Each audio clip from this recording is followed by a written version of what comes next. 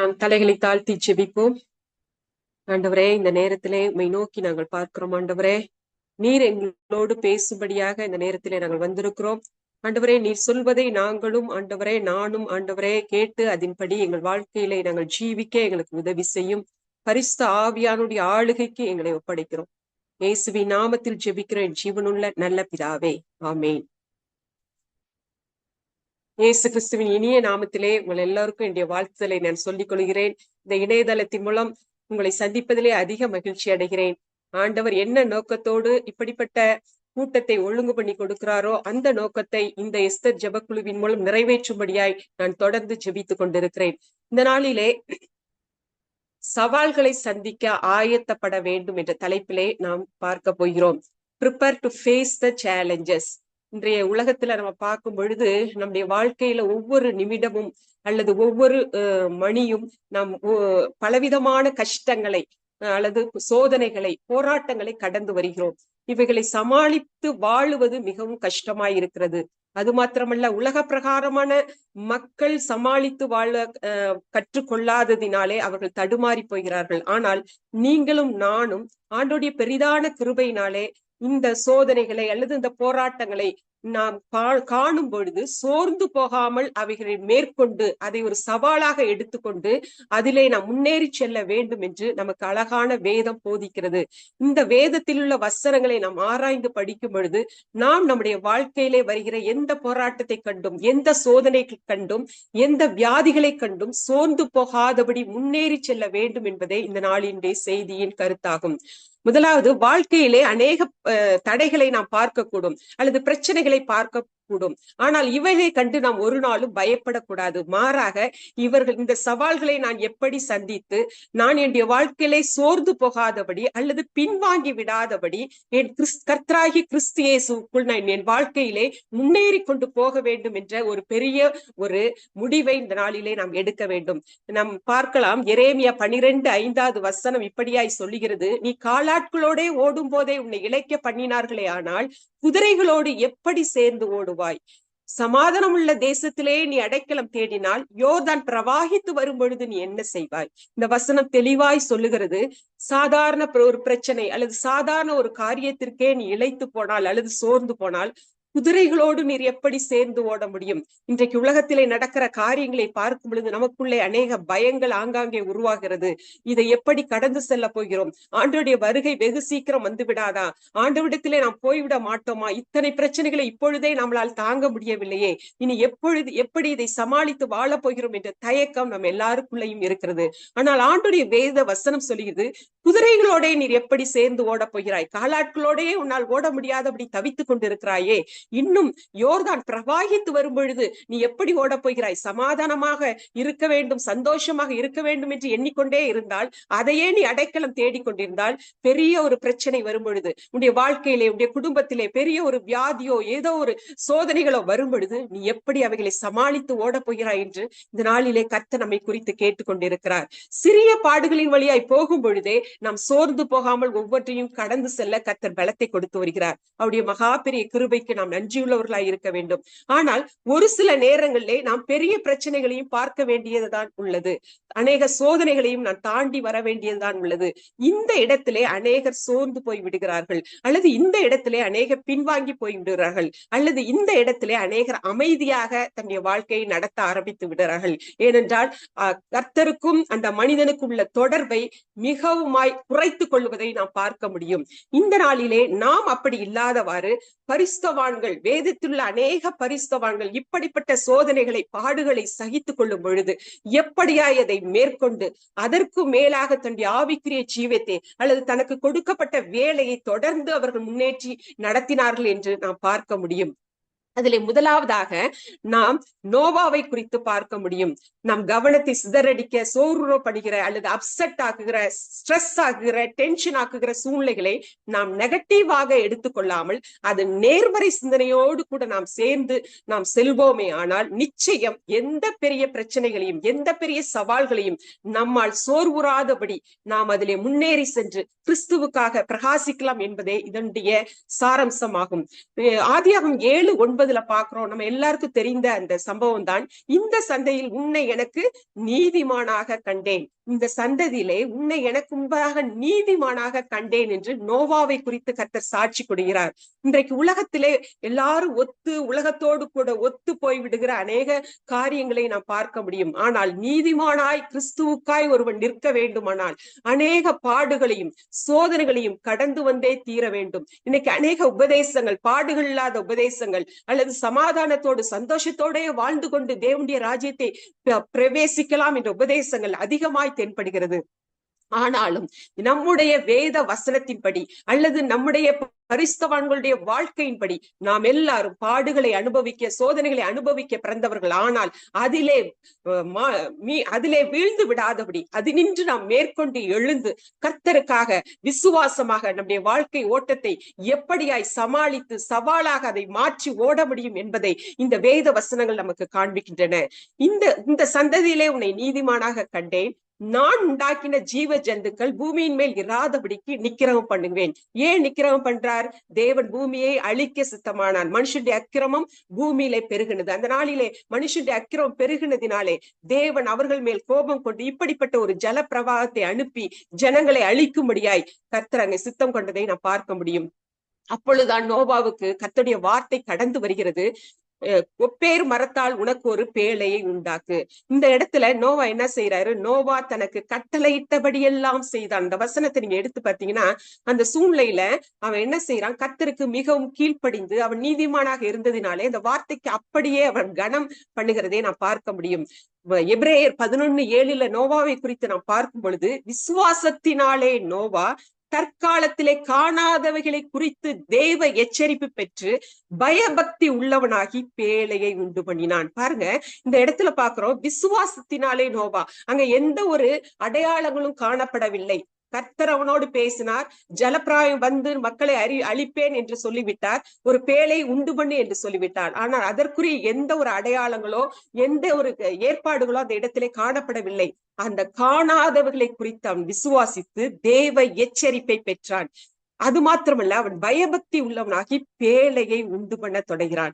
இந்த இடத்துலதான் நம்ம பார்க்கணும், பேழையை அவன் எந்த நோக்கத்தோடு உண்டு பண்ண ஆரம்பித்திருக்கிறார்? கர்த்தர் சொன்ன வார்த்தையை கீழ்ப்படிந்து உண்டு பண்ணுகிறார். ஆனா இந்த நாட்கள்ல அவனுடைய பிரசங்கமானது நீதியை பிரசங்கித்தவனாகிய நோவா என்று 2 பேதுரு 2:5 நம்ம பார்க்க முடியும். நீதியை குறித்தும் வரப்போகிற ஜலப்பிரவார அழிவை குறித்தும் அநேக காரியங்களை மக்களுக்கு அவன் முன்னேற்பாடாக எடுத்துரைக்கிறான். ஆனால் அதை குறித்து வேதாகம விளக்கங்கள் இப்படியாய் சொல்லுகிறது, அங்குள்ள மக்கள் அவனை கேலியாக கிண்டலாக மிகவும் பரியாச பண்ணவராக, இவன் ஒரு பேழை உண்டு பண்ணுகிறான், இதென்ன இப்படியா நடக்க போகிறது, இப்படிப்பட்ட ஒரு பெரிய வெள்ளமா வரப்போகிறது என்று அவர்களை கேலி செய்ததாக ஒரு சில வேத விளக்கங்கள் சொல்லுகிறது. எது எப்படி இருந்தாலும் அவன் கர்த்தரை நம்பி பேழை உண்டு பண்ணுகிறான். இப்ப இந்த இடத்துல நம்ம பார்க்க முடியும், மக்கள் தன்னை பரியாசம் பண்ணுகிறார்கள். ஒரு பக்கம் மக்கள் இதெல்லாம் நடக்காது என்று பரியாசம் பண்ணுகிறார்கள். ஆனால் இன்னொரு பக்கம் கர்த்தர் தன்னுடைய வார்த்தையை உறுதிப்படுத்தும் வண்ணமாக, கர்த்தர் சொன்ன வண்ணமாக பேழையை அவன் உண்டு பண்ணுகிறான். பேழையை உண்ணுபடும் போது அவனுக்கு எத்தனை விதமான வசை சொற்கள் அல்லது எத்தனை விதமான பரியாசங்கள், நிந்தனைகள் அவனுக்கு எதிராய் தோன்றி இருக்கும் என்று நாம் இமேஜின் பண்ண முடியும். ஆனால் அவன் எதை நிறுத்தவில்லை? தனக்கு கொடுக்கப்பட்ட வேலையை அவன் நிறுத்தவில்லை. ஒருவேளை அவன் சோர்ந்து போயிருக்கலாம், ஒருவேளை கர்த்தருடைய வார்த்தையை அவன் சந்தேகித்திருக்கலாம். எந்த விதத்திலும் அவன் அவிசுவாசப்படாதபடி விசுவாசத்தோடு கூட கர்த்தர் அவனுக்கு கொடுத்த வேலையை அழகாய் செய்து முடித்தான். அவ்வளவு பெரிய பேழையை அவன் உருவாக்கினதை நான் பார்க்க முடியும். 6வது அதிகாரம் 16வது வசனத்துல தேவன் அவனோட கூட ஒரு உடன்படிக்கையை ஏற்படுத்துகிறார். என்ன உடன்படிக்கை? நீயும் உன்னோட கூட உன் குமாரரும் உன் மனைவியும் உன் குமாரரின் மனைவிகளும் பேழைக்குள் பிரவேசியுங்கள். இந்த பேழையை உண்டு பண்ணின நிமித்தம் அவனுக்கு கிடைத்த ஒரு நல்ல ரிசல்ட் என்ன? அந்த சந்ததிக, அந்த பூமியில் உள்ள எல்லா மக்களும் அழிந்து விட்டாலும் ஜீவ ஜந்துக்களும் இவனும் அடுத்த சந்தையை உருவாக்கும்படியாக அந்த பேழையிலே காக்கப்படுகிறார்கள். அது ஒரு மிகப்பெரிய பாக்கியம். என்ன? அவன் தேவனுடைய வார்த்தைக்கு கீழ்ப்படிந்து எந்த விதத்திலும் சோர்ந்து போகாதபடி தேவ எச்சரிப்புக்கு அப்படியே கீழ்ப்படிந்து அவன் செய்ததினாலே அவனும் அவன் குடும்பத்தாரும் காக்கப்படுகிறதை நாம் பார்க்க முடியும். அதனால் நம் சூழ்நிலைகளை பார்த்து நம்ம என்ன செய்து கொண்டிருக்கிறோம்? நமக்கு ஆண்டவர் சில வாக்குத்தத்தங்களை கொடுத்திருக்கலாம், சில வார்த்தைகளை கீழ்ப்படி கீழ்ப்படிய சொல்லி நமக்கு கட்டளைகளை கொடுத்திருக்கலாம். ஆனால் உலகத்திலே அப்படிப்பட்ட காரியங்கள் பெறுவதற்கு எந்த ஒரு அடையாளமும் இல்லாத போது நாம் அந்த வாக்குத்தத்தத்தை நம்பி ஓடிக்கொண்டிருக்கிறோமா, அல்லது நம்முடைய எண்ண சிதறல்கள், நம்முடைய சிந்தனையிலே சிதறடிக்கப்பட்டவர்களாக இவைகள்லாம் ஆண்டவர் சொல்லலாம் அது நடக்காது என்று தேவ எச்சரிப்பை நாம் தள்ளிவிட்டு நம்முடைய பாதையிலே ஓடிக்கொண்டிருந்தால் நாம் மிகப்பெரிய அழிவுக்கு நேராய் சென்று விடுவோம் என்பதிலே எந்த ஒரு சந்தேகம் இல்லை. ஆனால் நீங்களும் நானும் காக்கப்பட பிறந்தவர்கள், பேழையை உண்டு பண்ண பிறந்தவர்கள். நமக்காக ஒரு பேழை ஆயத்தமாக்கப்பட்டிருக்கிறது. அந்த பேழைக்குள்ளே நீங்களும் நானும் செல்ல வேண்டுமென்றால் எந்த உலக சூழ்நிலைகளையும் அடையாளத்தையும் தேடாமல் கர்த்தருடைய நாமத்தின் வார்த்தைகளை மாத்திரம் நாம் நம்பிக்கொண்டு கர்த்தர் எனக்கு கொடுக்கிற பாதையிலே உறுதியோடு கூட நான் என்ன வந்தாலும் கர்த்தர் எனக்கு கொடுத்த ஊழியத்தை, கர்த்தர் எனக்கு கொடுத்த குடும்பத்தை, கர்த்தர் எனக்கு கொடுத்த பிள்ளைகளை நான் தேவனுக்காக நிச்சயமாய் சவாலாக நான் வளர்ப்பேன் அல்லது ஆவிக்குரிய ஜீவியத்திலே நான் முன்னேறுவேன்.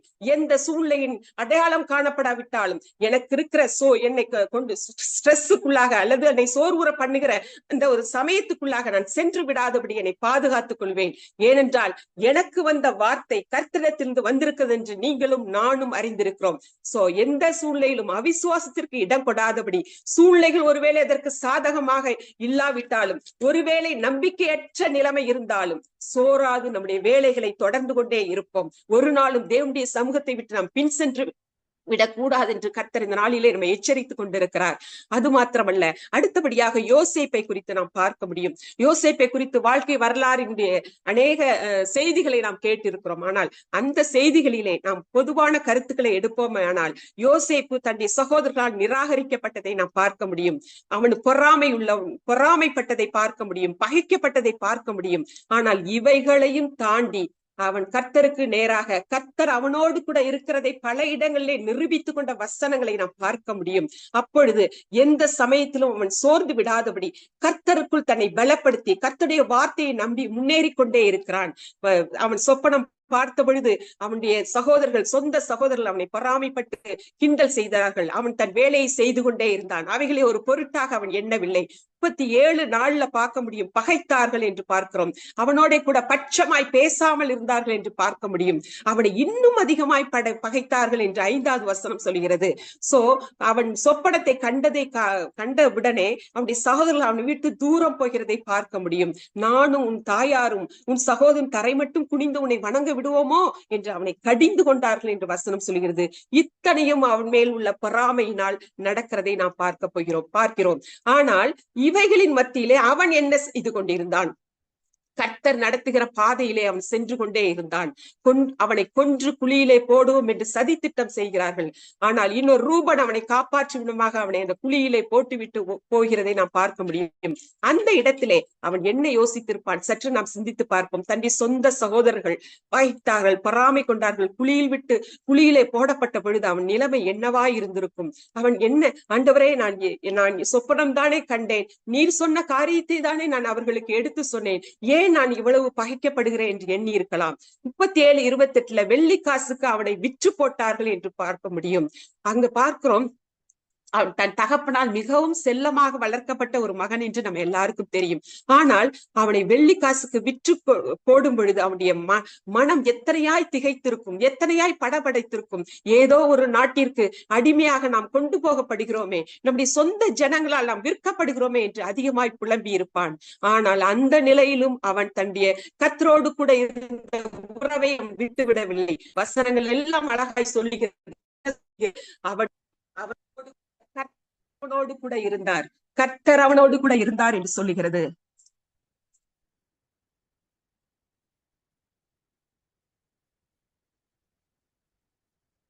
கர்த்தர் அவனோட கூட இருந்தார் என்று சொல்லுகிறது. அவன் பின்வாங்கவில்லை. அவன் அமைதியாய் தனக்கு ஏற்பட்ட எல்லா காரியங்களையும் ஏற்றுக்கொண்டான் என்று வசனம் சொல்லுகிறது.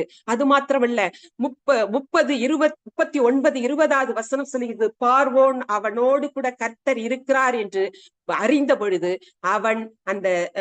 அவனுக்கு தயவு கிடைக்கிறது. பார்வோண்டத்திலே ஒரு தயவு கிடைக்கிறது. ஒருவேளை அவன் விற்று போட்ட பொழுது, குழியிலே கொன்று போடப்பட்ட பொழுது, தள்ளிவிடப்பட்ட பொழுது அவன் கர்த்தரை விட்டு பின்வாங்கி இருந்தால் இந்த இடத்தினுடைய உயர்வுக்கு அவன் வந்திருக்க முடியாது.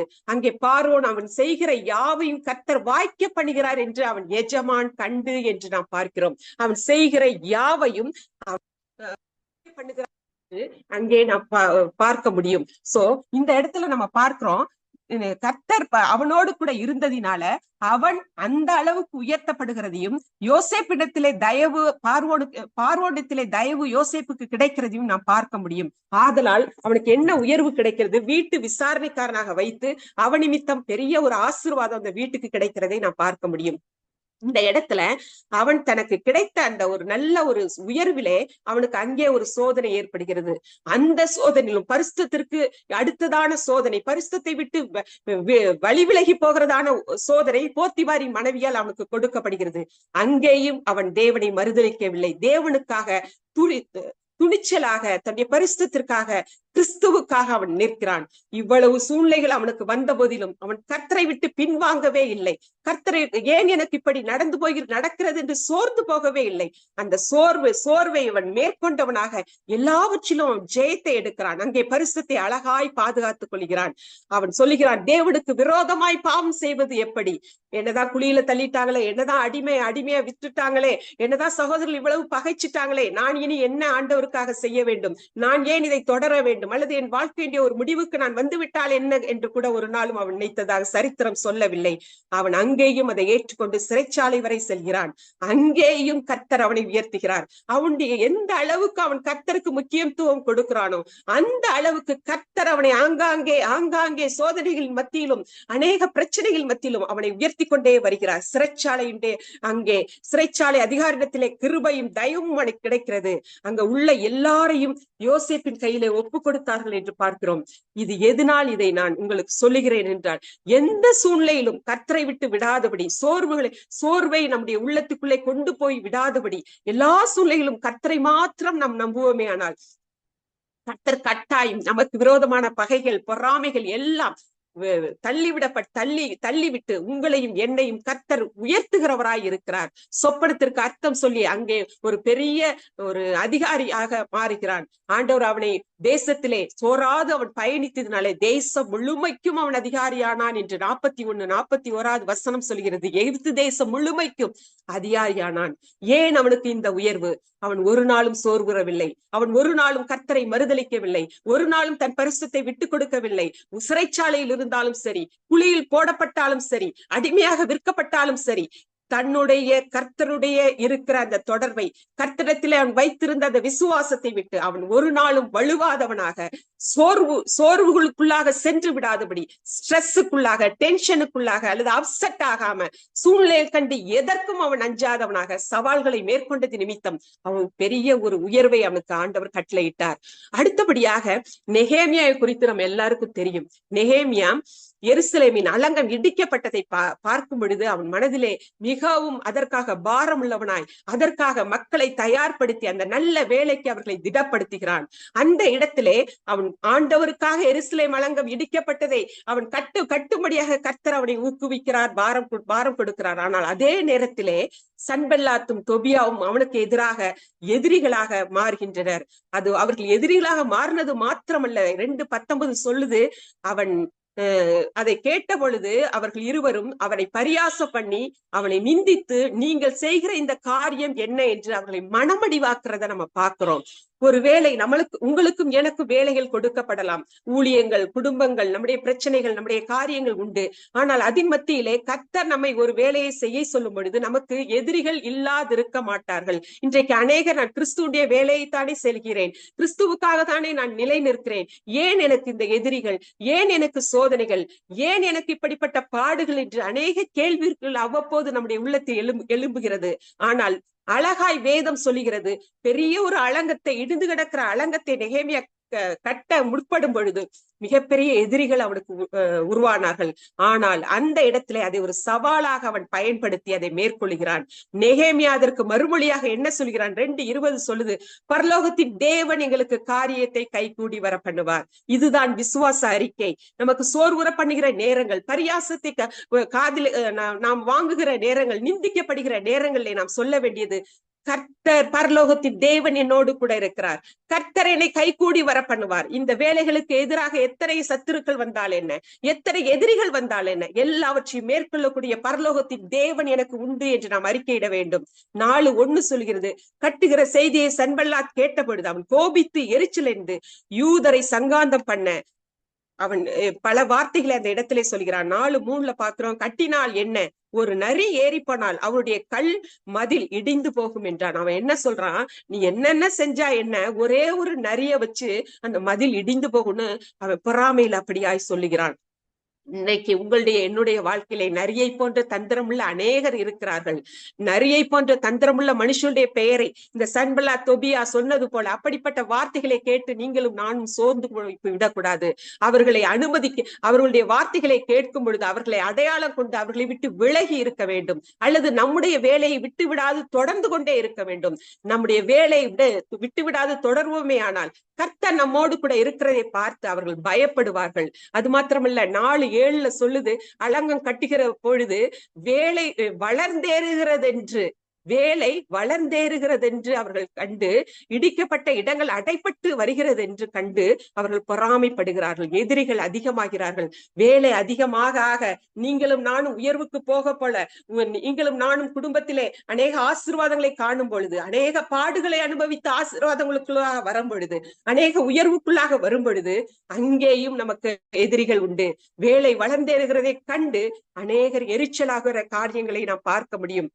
இன்றைக்கு நம்மளுக்குள்ளாக எழுகிற அநேக காரியங்கள், ஆண்டவரே நான் உமக்காக சோதனைகளை சகித்த பொழுது யாரும் என்னோடு கூட இல்லை, நான் அழுத போது யாரும் என்னோடு கூட இல்லை, நான் கண்ணீர் வடித்த பொழுது யாரும் என்னோடு கூட இல்லை.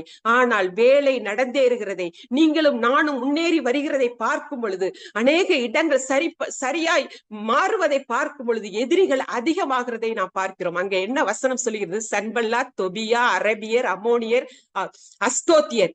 பாருங்க, முதல்ல சன்பல்லாத் தொபியா தான் குறிப்பிட்டாங்க, அப்புறம் அரேபியர் அம்மோனியர் அஸ்தோத்தியர் எல்லாரும் வந்துடுறாங்க. இப்படிப்பட்ட அநேகர் நம்மளுக்கு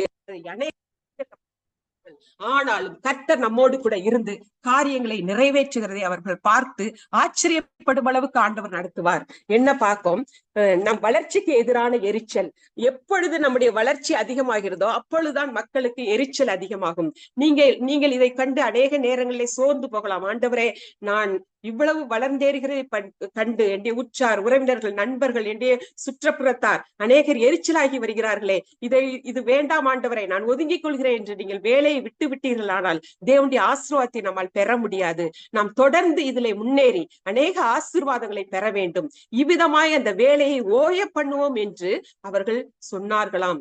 நம்முடைய வேலையை நிறுத்துவதற்கு அநேக எதிரிகளை ஆண்டவர் குறுக்கிட வைப்பார். நாம் அதை கண்டு சோர்ந்து போகக்கூடாது. அப்பொழுதுதான் அவன் சரியான ஒரு நெகேமியா தீர்மானம் எடுக்கிறான். பாதி பேர் வேலை செய்யுங்கள், பாதி பேர் ஈட்டி வரிசை வில்லு கலக எல்லாத்தையும் கையில வச்சுட்டு கவசத்தெல்லாம் வச்சுட்டு நில்லுங்கன்னு ஒருத்தவங்களை நிக்க வைக்கிறான். கொஞ்சம் பேரை நிக்க வைக்கிறான். பாதி பேரை வேலைக்கு அனுப்புறார், பாதி பேரை நிற்க வைக்கிறார். இந்த இடத்துல நம்ம சரியா இருக்க வேண்டும். எப்பொழுதும் நாம் வேலை செய்கிறதையும் விட்டு விடக்கூடாது. அதே நேரத்திலே எதிரியை தோற்கடிக்கும் வண்ணமாக, எதிரியை வீழ்த்தும் வண்ணமாக நமக்கு கவசம் கொடுக்கப்பட்டு இருக்கிறது. அந்த கவசம் ஜெபமாகிய கவசம், வார்த்தையாகிய கவசம், விசுவாசமாகிய கவசம். எந்த நேரத்திலும் வேலையிலேயே நாம் தொடர்ந்து போய்விடாதபடி எதிரிகள் அதிகமாக ஆக கர்த்தருக்குள்ளும் நான் வளர வேண்டும். கர்த்தருடைய அந்த பிரசன்னத்திற்குள் நான் எப்பொழுதும் இருக்க வேண்டும். அதே நேரத்திலே என்னுடைய வேலையும் நான் விட்டுவிடக்கூடாது. எனக்கு கொடுக்கப்பட்ட அந்த ஊழியத்தையும் நான் விட்டுவிடக்கூடாது. இவைகளை எல்லாம் நாம் சமமாக்கி அந்த இடத்திலே அவன் செய்வதை நெகேமியா குறிப்பிடுகிறார். அவரவர் ஒரு கையினாலே வேலை செய்து மறு கையினாலே ஆயுதங்களை பிடித்திருந்தார்கள். அப்பொழுது அவர் சொல்லுகிறார், ஒரு சவாலான வார்த்தை நெகேமியாவிடம் இருந்து கடந்து வருகிறது. வேலை பெரிதும் விஸ்தாரமாய் இருக்கிறது, தேவன் நமக்காக யுத்தம் பண்ணுவார். இந்த நாளிலே வார்த்தை உங்களுக்கு கடந்து வருகிறது, எனக்கும் உங்களுக்கும் தேவன் சொல்லுகிறார், வேலை பெரிதும் விஸ்தாரமா இருக்கிறது. இன்றைக்கு கடைசி நாட்களிலே இருந்து கொண்டிருக்கிறோம். போர்கள் ஆங்காங்கே நடந்து கொண்டே இருக்கிறது.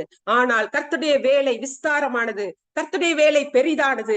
ஆனால் அவைகளுக்கு எதிராக வருகிற காரியங்களை பார்த்து நாம் சோர்வுறாமல் நாம் அறிக்கை செய்ய வேண்டிய வசனம் என்ன அல்லது வார்த்தை என்ன? தேவன் நமக்காக யுத்தம் பண்ணுவார்.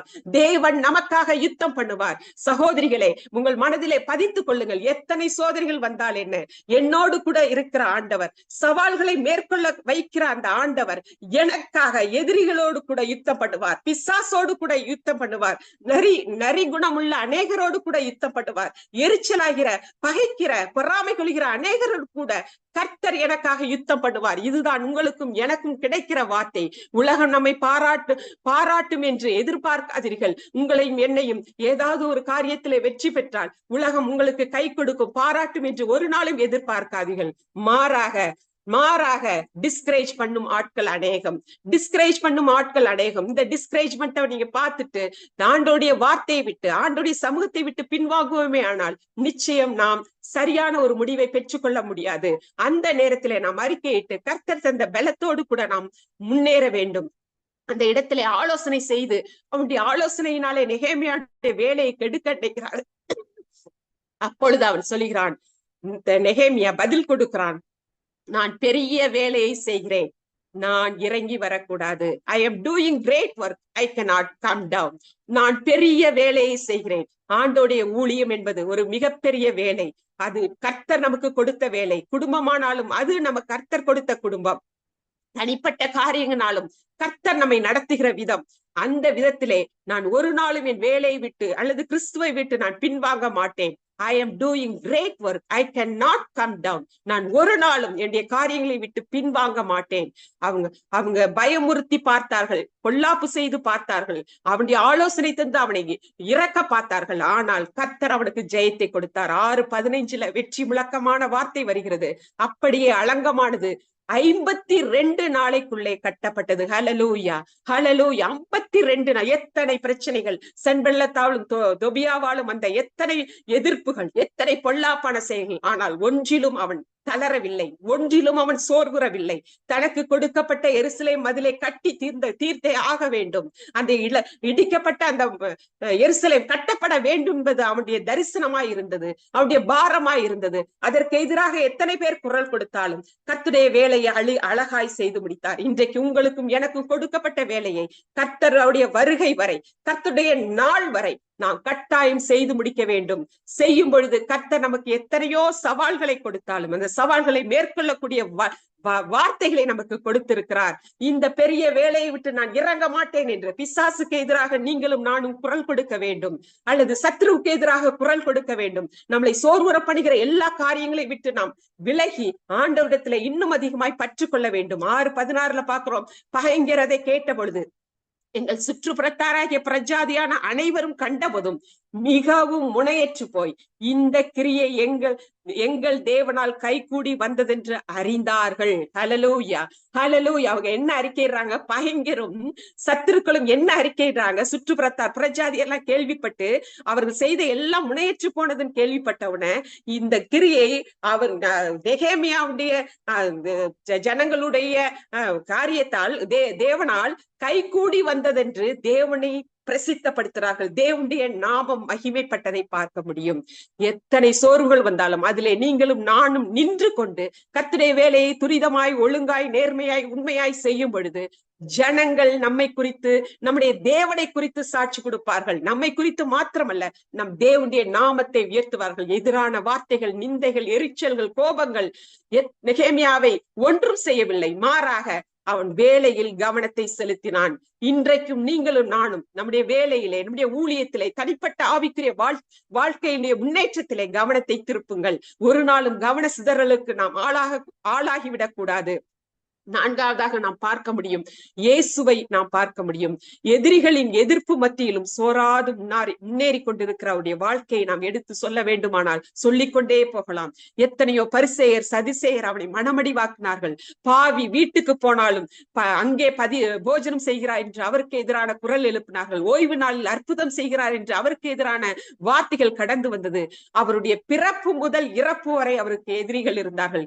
ஏரோது முதல் பிலாத்து வரை, ஏரோது பிறந்த நாட்களிலே ஆண்மகனை கொல்ல வேண்டும் என்று அவன் கங்கணம் கட்டி திரிந்தான். பிலாத்து வரை அவர் எதிரிகளை சந்திக்க வேண்டிய நிலை வந்தது. ஆனாலும் ஒரு நாளும் அவர் தன்னுடைய உணர்வுகளுக்கு அல்லது அல்லது ஒருத்தர் அவரை குறித்து ஒரு அவிசுவாசி இப்படியாய் சாட்சி சொன்னார், man is no mood, Jesus Christ தான் எனக்கு பிடிக்கும். அவருக்கு ஏன்னா அவருக்கு ஒரு மூடும் இல்ல. அதாவது உன்னை கண்டு அப்செட் ஆக மாட்டாரு, உன்னை கண்டு கிவ் அப் ஆக மாட்டாரு, எதை கண்டு ஒரு சோர்ந்து போனதா சரித்திரம் எங்கேயும் கூறவில்லை. அப்போ அவருக்கு நோ மூடு. நம்மளுக்கும் அதே தான் ஆண்டவர் நம்மிடத்துல எதிர்பார்க்கிறாரு. நம்ம எதை குறித்தும் எந்த விதத்திலும் எமோஷனலா எந்த காரியத்தை முறிவெடுத்து விடாதபடி எந்த சூழ்நிலையிலும் கர்த்தரோடு கூட அவர் பிதாவோடு கூட ஐக்கியப்பட்டிருந்தது போல நீங்களும் நானும் நம்முடைய பிதாவோடு இயேசுவோடு நாம் ஐக்கியப்பட வேண்டும் என்று இந்த வார்த்தைகள் நமக்கு தெளிவாய் உணர்த்துகின்றன. திமிர்வாத காரனை பார்த்து பாவம் உனக்கு மன்னிக்கப்பட்டது என்று சொல்லும்போது அங்கே பரிசேயர் சொல்கிறார், தேவ தூஷணம் சொல்லுகிறார் என்று அவரை பார்த்து சொல்றார்கள். இன்னைக்கு நம்ம படித்த வேத வசனத்திலும் அவருக்கு எதிரான செயல்களை நாம் பார்க்க முடியும். யோவான் 9:36 பார்க்கிறோம், பரிசேயர் இயேசு ஓய்வு நாளை கை கொள்ளவில்லை என்றார்கள். யோவான் 10:20 பார்க்கிறோம், பிசாசு பிடித்தவன், பைத்தியக்காரன், ஏன் இவனுக்கு செவி கொடுக்கிறீர்கள் என்றார்கள். எத்தனை வசைச்சொல்கள் பாருங்க. இயேசுவை குறித்து நாம் தியானிக்கிறோம், ஆனால் இயேசு எந்த சூழ்நிலையிலே எப்படிப்பட்டவராக நடந்து கொண்டார் என்று நாம் தியானிக்க கற்றுக்கொள்ள வேண்டும். எந்த சூழ்நிலையும் அவரை பாதிக்கவில்லை, எந்த வார்த்தைகளும் அவரை பாதிக்கவில்லை. இன்று ஒரு சொல்லு வார்த்தையினாலே பாதிக்கப்பட்ட அநேக கிறிஸ்தவர்களை எனக்கு தெரியும். ஒரே ஒரு வார்த்தை சொன்னதினாலே அநேக கிறிஸ்தவர்கள் பின்வாங்கி போனவர்களை எனக்கு தெரியும். என்னுடைய வாழ்க்கையில அநேக காரியங்களை நான் எதிர்கொள்ள வேண்டியது இருந்தது. ஆனால் கர்த்தருடைய பெரிய கிருபையால் அவை ஒன்றும் என்னை கீழே தள்ளவில்லை, அவை ஒன்றும் என்னை மனமடிவாக்கவில்லை. எல்லாவற்றின் மத்தியிலும் கர்த்தர் எழுந்து நிற்கும்படி கர்த்தர் கிருபை கொடுத்தார். ஹல்லேலூயா.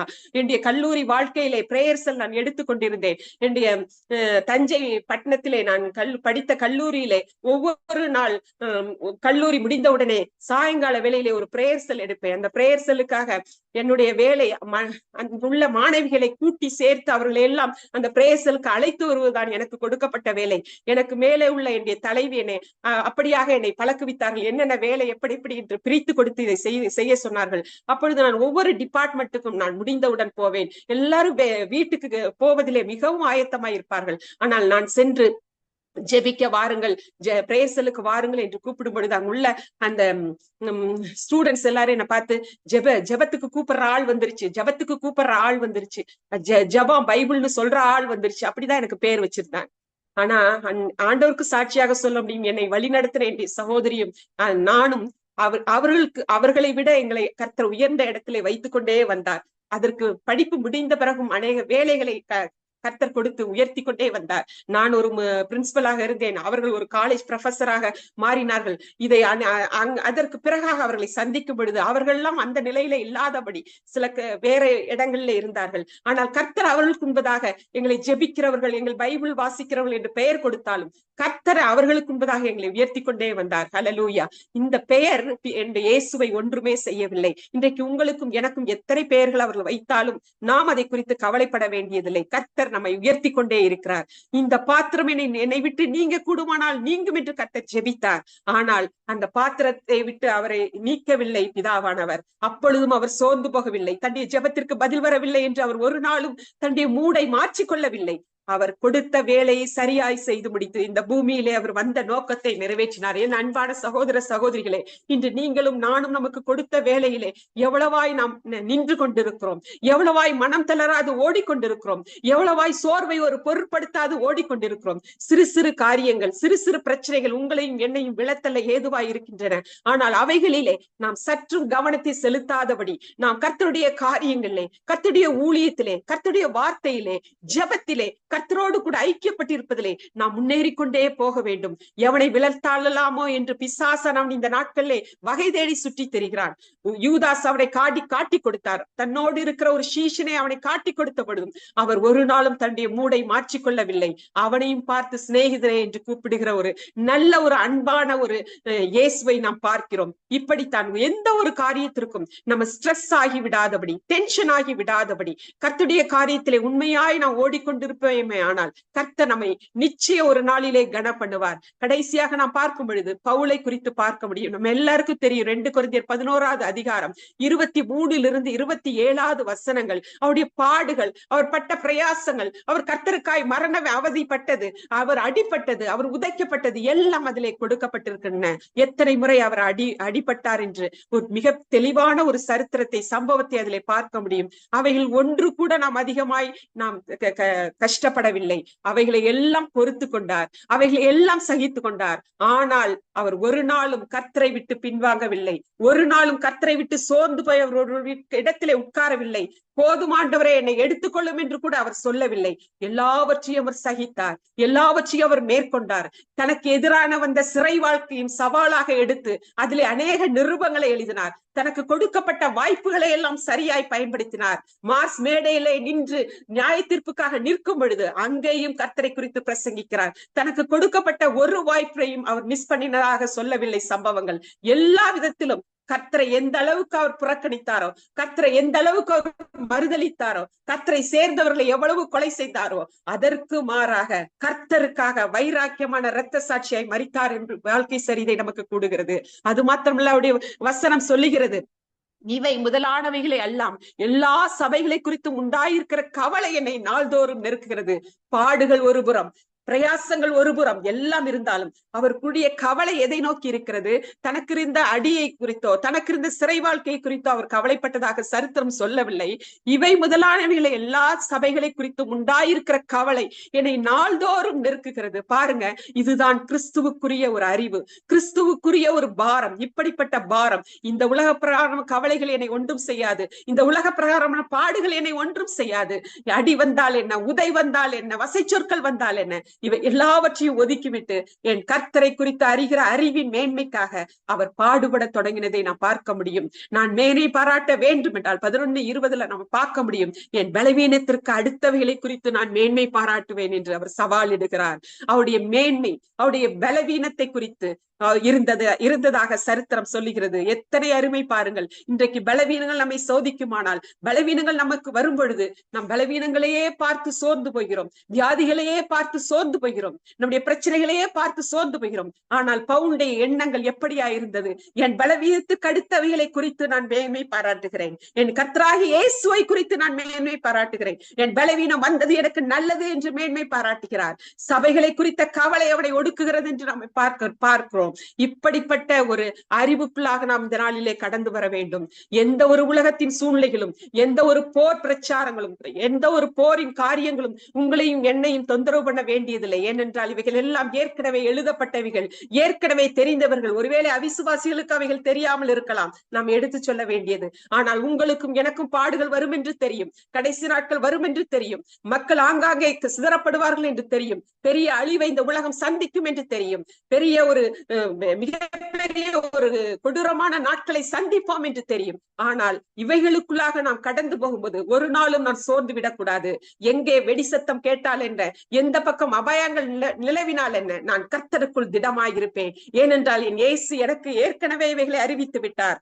நான் இப்பொழுது எனக்கு கொடுக்கப்பட்ட வேலை, என்னுடைய கொடுக்கப்பட்ட வேலையிலே கவனமாய் இருக்க வேண்டும், ஜெபத்திலே நான் கவனமாய் இருக்க வேண்டும், வசனத்திலே நான் கவனமாய் இருக்க வேண்டும், வார்த்தைக்கு கீழ்ப்படிந்து பரிசுத்தத்தை காத்துக் கொள்வதிலே நான் கவனமாய் இருக்க வேண்டும். இவை எல்லாவற்றை காட்டிலும் பரலோகத்திற்கு போவதிலே, பரலோகத்திற்காக ஆயத்தப்படுவதிலே நான் கவனமாய் இருக்க வேண்டும். இதுதான் என்னுடைய வேலை.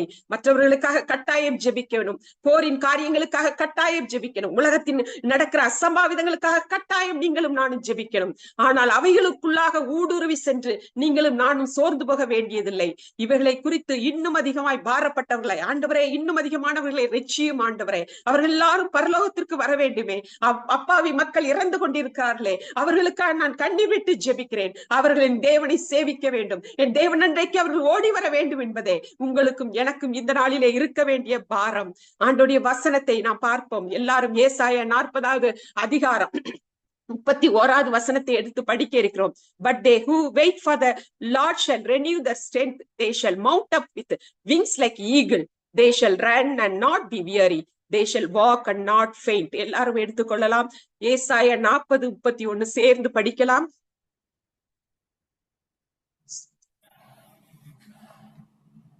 40:31 ஏசாயா படிக்கலாமா?